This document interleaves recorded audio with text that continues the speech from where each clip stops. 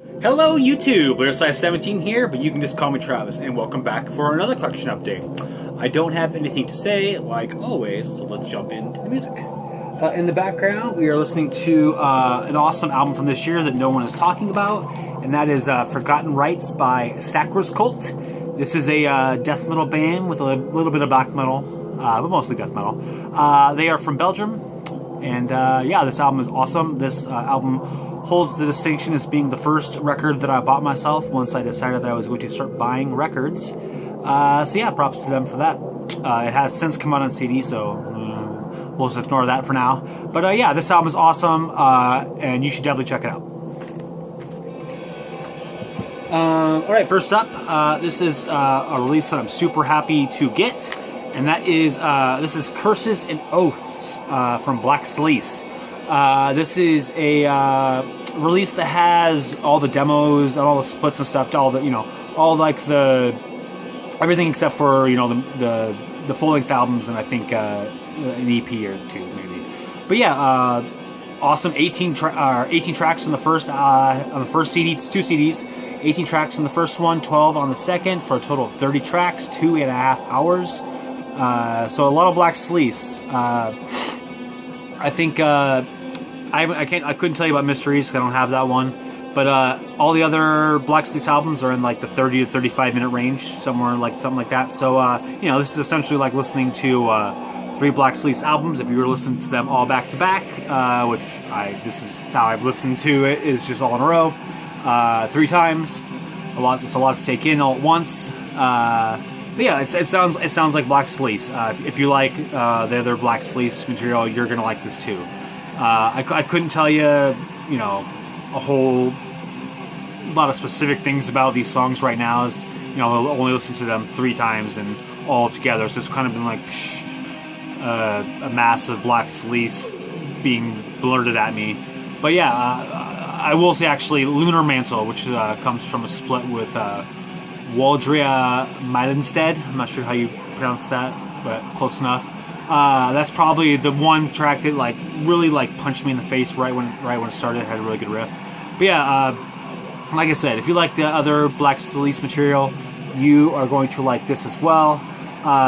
This came out earlier in the year on like a really, I don't know, I couldn't tell you a whole lot about it because I haven't actually physically touched it or seen it physically. I was in pictures, but it came with like an A5 kind of that had it's kind of like folded over paper book, and then on the inside it had like the little CD posts that the CDs go on, and that sold out pretty quickly, and then it's been selling big on Discogs, etc., and then found out that it was being re-released, so that's pretty cool. 2 different versions. One that's like that paper book that I talked about just like a second ago, and then the jewel case version, which this was cheaper, and I was like, this seems better for me anyway. I feel like the other thing I would destroy because it didn't seem very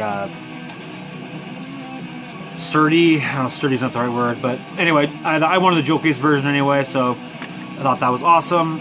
They're numbered, limited, I'm not sure how many. Mine's number 15, but like I said, I'm not sure how many there are. I would probably jump on this quickly if you want this, because like everything else Black Cilice, it's probably going to sell out at some point. I think you can get this Iron Bonehead. I got this at Arcane Alter, which is my favorite anything black metal. I go to look there if they have it, and they are fast and awesome. 2 CDs.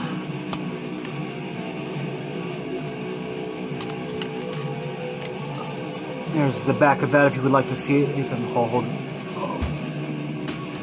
I'll hold it there, and you can read it. It's the similar scry that Black Cilice says. On the inside, we got the pictures of all the demos and splits, etc., that these came out on. I gotta say, I don't know who this guy is in Black Cilice, but the dude has magnificent word choice when it comes to songs. The first one that popped out to me, made me really kind of think about it, was that song title Superior Knowledge. And I was just like, man, that's a great title. And then I was looking at some other ones. God, no, I probably can't read these on the back fast enough to tell you.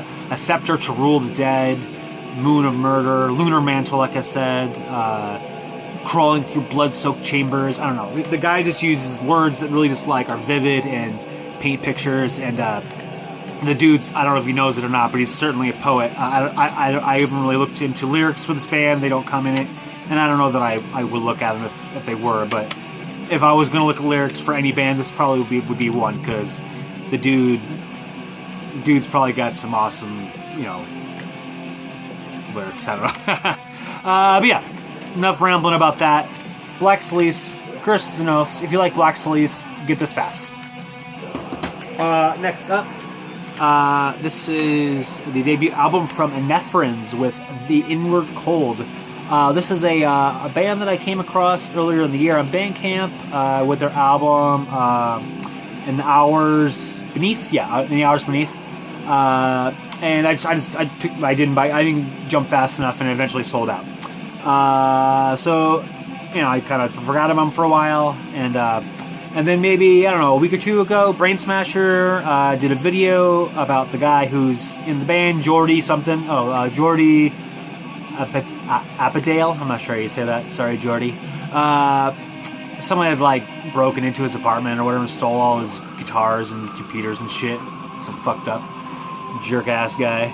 But anyway, so he was doing kind of a fundraiser to you know, buy some gear, and he released this four song acoustic EP, digital only, on Bandcamp, and I was like, yeah, sure, I'll throw the guy $5.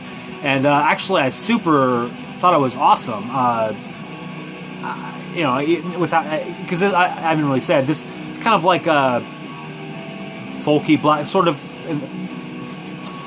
in the Falls Auroras vein, kind of like, you know, kind of folky black metal, less folk though, you know, kind of shoegazy, that kind of stuff, post black metal ish.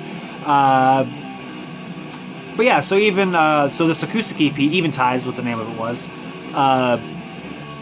Even without all the black metal elements and stuff, I still thought it was excellent. His singing voice is very soothing. It was just really cool. Has a 40-watt sun cover on there, which is pretty cool. So yeah, then, like, I don't know, last week, 2 weeks ago, this popped up on my Bandcamp, 3rd edition release of his debut album, The Inward Cold, like I said. And yeah, bought it immediately. This one, out of 200, this one's number 6 of 200. Yeah, this one's really good. Signed by him too. It's kind of, the gold looks really cool. This is really good. 3 tracks, all of them over 10 minutes long. I think it's, you know, like 40 minutes long, essentially. Really good. I like this a lot. I hope someday to be able to snag a copy of In the Hours Beneath. Came with a cool little personalized note. Thank you, Travis. Which I thought was cool. Came with download of a cover of Escalles de Lunas Part 2 by Alcest. You can try to download that if you can. I already did it, so you probably can't. But good luck anyway. I liked this image on the CD. But yeah, this is really good stuff. I like it quite a lot. It's really, really good. I will be buying everything else that Eneferens ever releases, because this band is really good. And yeah, hopefully sometime in the near future, In the Hours Beneath will also be something got out. But yeah, I'm not sure if there might still be copies. I think it was going pretty fast when I looked at it. But yeah, if you want to get this, jump on Bandcamp and get it, because I think it might still be available, maybe. So yeah, The Inward Cold, Eneferens. The next 3 actually are from the same band. This is a band that everyone's heard of, and because I suck, and there's just way too much music to listen to and get around to listening to everything that's awesome. I just have never, for whatever reason, got around to listening to this band. And that band is Anthrax. And I picked up Among the Living, State of Euphoria, and Persistent of Time. These albums were released in a row, 87, 88, and 90, if I remember correctly. But yeah, a guy who I had watched recently, because he won GroundZero Salem's contest for the mixtape, What Works on Channel X, which actually I looked today, you know, like his channel's gone now, so I'm not really sure what's up with that. That sucks, because I liked he was talking about a lot of industrial and cool stuff. But anyway, yeah, I don't know if it was his favorite band, but he talked about Anthrax as if they were one of his more favorite bands.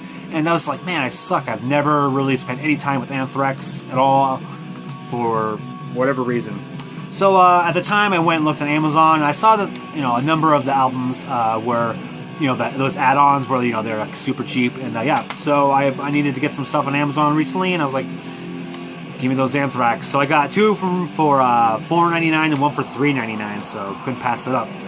Now let's start off with the first one of the chronologically, and that's Among the Living. Yeah, it's pretty good. I will compare this the way I think about Slayer, and that when it comes to listening to Anthrax so far, it's kind of like I'm listening to the songs, waiting to get to that one riff that I really, really like. And that's pretty much how I think about Slayer. I think probably the riffs that I like with Slayer, I like more than I like the ones from Anthrax. But Anthrax soloing, I like a lot more than Slayer's soloing. So we'll give them an equal there if I'm forcing them into competition for whatever reason. But yeah, this is pretty cool. I will say it's interesting. I probably wouldn't have noted this within their music, except for the fact that I've been watching so much of Ross Hodo and GroundZero Salem, and now Jason Hook. I've been listening to a lot more, even if it's 1 minute clips of like punk and hardcore and stuff. And it's interesting that I could totally hear that hardcore influence, probably because they're in New York during the '80s, and so that influence definitely is creeping into their sound. But, they got the group vocals. I don't know. I just hear those influences. Maybe I'm crazy. But I will say for this particular release, Joey Belladonna, his vocals, he kind of like, I feel like he tries to do like the sort of hardcore bark thing, and like, I don't know, he's not very good at it in my opinion. I liked it better when he does the more singy style vocals, like he does like in a Skeleton in the Closet. So I liked his more singy vocals and not so much the barky vocals. But anyway, this one's still pretty good. It has great songs on it that I like Skeleton in the Closet is probably my favorite. But I also really like Nice Fucking Life Backwards, even though they spelled nice wrong, which I'm not sure why they made that decision. And then ADI Horror of It All, I actually really like that one too. Yeah, not much to really say. I think it's really good, but I don't, I'm not like in love with Anthrax after listening to this album. So I was kind of hoping that his vocal style changed a little bit more as they went along chronologically, and I would say that yes, it did. He definitely has less barked vocals on this one. Definitely does more of the singy style that I enjoy more. So that was pretty cool. I don't feel much more strongly about this album though than Among the Living. Still has great tracks. Be All End All, Antisocial, Schism, Misery Loves Company. Just the same kind of thing. Some really good riffs. Some solid soloing. I will say generally, I kind of feel like they're kind of keeping up with the Joneses in their song lengths. I think some of these songs are a little too long, maybe. Trying to keep up with Metallica. That's what I mean. But I don't know. That's if I'm being a little overly critical. All three of these were released on Island. I don't know if I even showed the inside of the booklet on the other one. Not that it matters. It was just lyrics. This is a great picture. But yeah, Anthrax again, like I said, I'm just kind of repeating myself over and over. Solid stuff, don't love it, don't hate it. Some really good riff stuff here and there. It's kind of cool to see the Scott Ian is kind of like a main songwriter. I've always, he's a very public persona kind of guy, and I've always kind of wondered how much Anthrax is really him. And at least liner notes wise, it seems like he's pretty involved, so that's pretty cool. Next up is 90, Persistence of Time. This one I feel the same as the other two. Some good songs leading towards some good riffs, some solid soloing. Again with like Euphoria, State of Euphoria. The Belladonna's vocals air towards the singy style, which I enjoy more.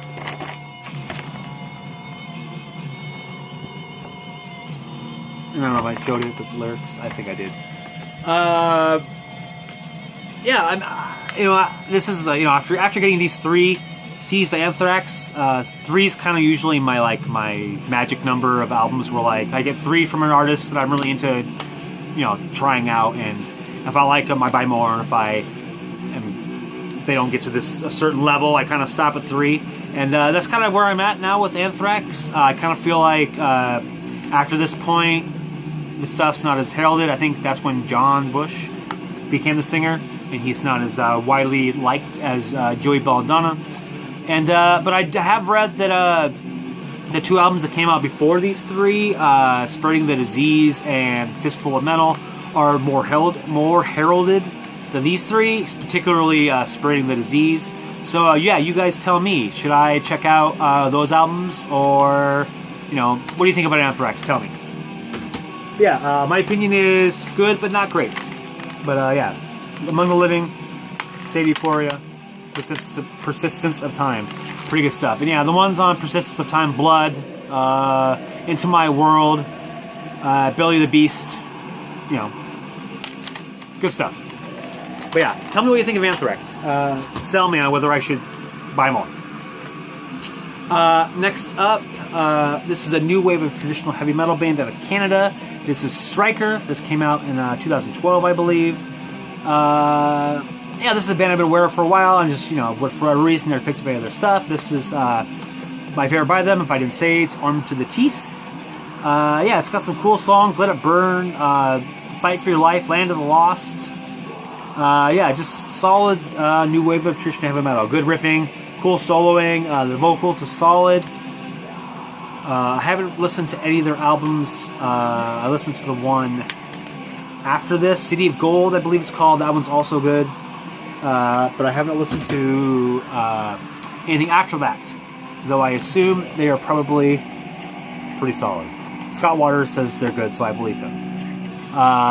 Lyrics on the inside with some photos. So yeah, if you're into new wave traditional heavy metal, etc., this is a band that's probably worth your time. Not too much I really have to say about it, really. Other than, I'm glad that I have it. Good stuff. Striker, Armed to the Teeth. This last one is an interesting one. I came across this randomly on Bandcamp, and I was like, yep, I need this CD in my life.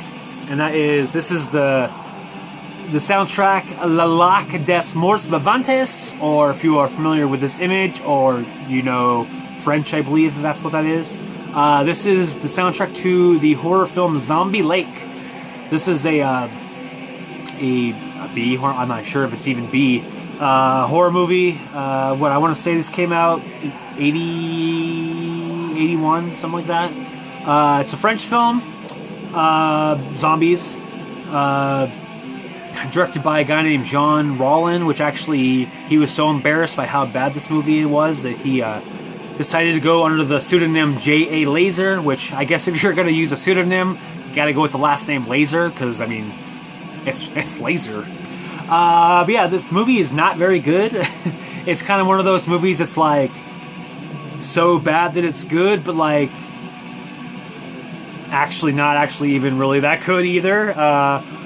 But, it's kind of a cult classic. I mean, it's a cult classic. I mean, I talk poorly about it, but, here I go. I got it on DVD, so I can't hate it that much. But yeah, I mean, it's a pretty apt storyline.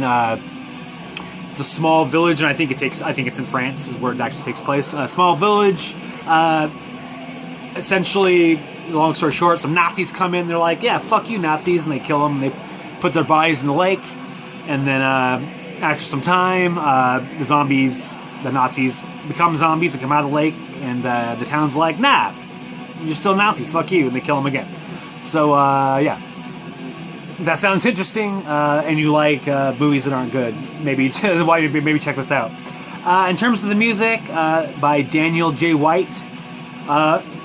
It's not anything that I'm jumping up and down about, but anytime I come across a horror soundtrack for a movie that I like, I usually buy it because I find that if you don't buy it, then next time you want it, it's not going to be available. Unless you want to pay like a ridiculous amount of money. But yeah, you know, I couldn't.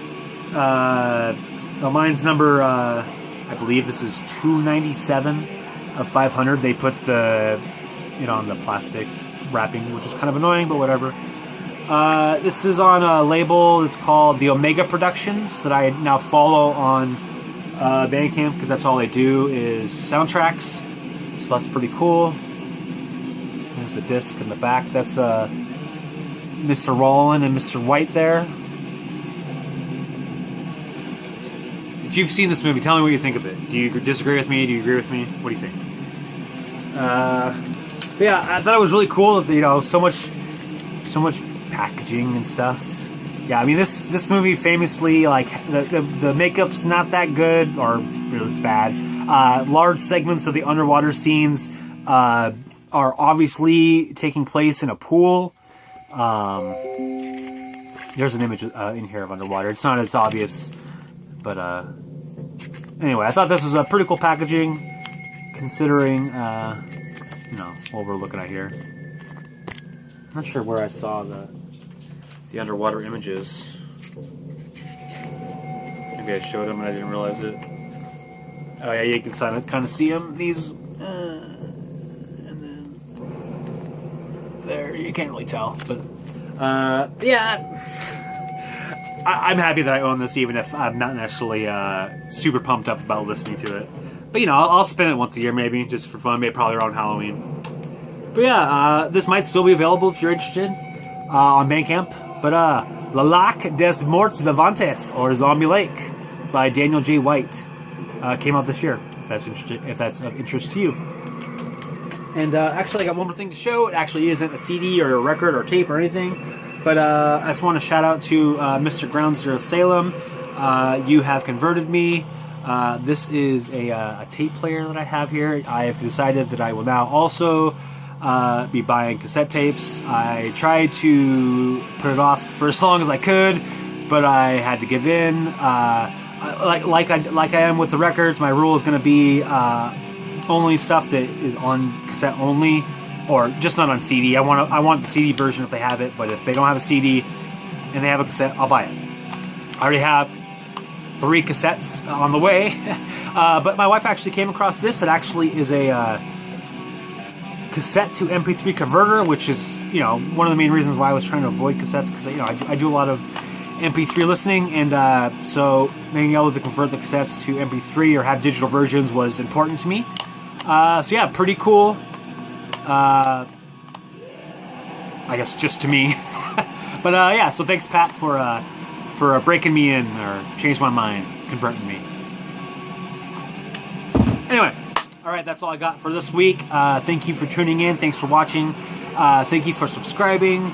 Comments welcomed as always. If you have opinions on anything that I've shown here, please let me know. What do you think of these releases?